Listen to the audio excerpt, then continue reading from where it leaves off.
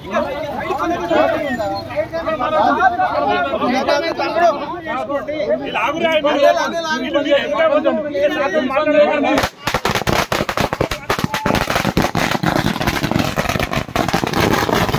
కూడా కొట్టి పిల్లల్ని దూరం చేసి జైలుకి పంపిస్తలేదా? అవును సార్, పిల్లలను దూరం చేసి జైలుకి పంపిస్తలేదా? మీరు అక్రమ కేసులు పెట్టి మీ పోలీసులు పెట్టి ఆ దొంగ మాటలు పట్టుకొని కలెక్టర్ మాటలు పట్టుకొని అక్రమ కేసులు పెట్టి మా బాబాయ్ అనవసరం జైలుకి పంపిరు.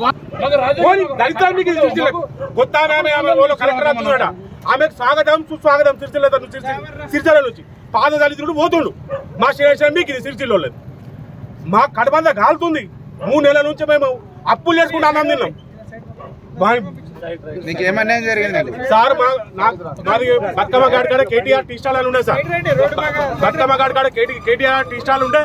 నా డబ్బా దొంగ ఇప్పుడు 5 నా డబ్బా పెట్టుకొని సాయం కూడా ప్రజాస్వామ్య దేశంలో పటాకులు కాల్చుకుందామంటే పర్మిషన్ కావాలి. మరి సిరిసిల్ల రాజ్యాంగం లేదా? ప్రజాస్వామ్య దేశంలో మాకు హక్కులు లేవా? మా హక్కులు భంగలిస్తున్న పోలీసు వాళ్ళకు కలెక్టర్ గారికి వర్తించవా? మేము ఏదైనా ప్రజలు మగ్గిపోవాలా?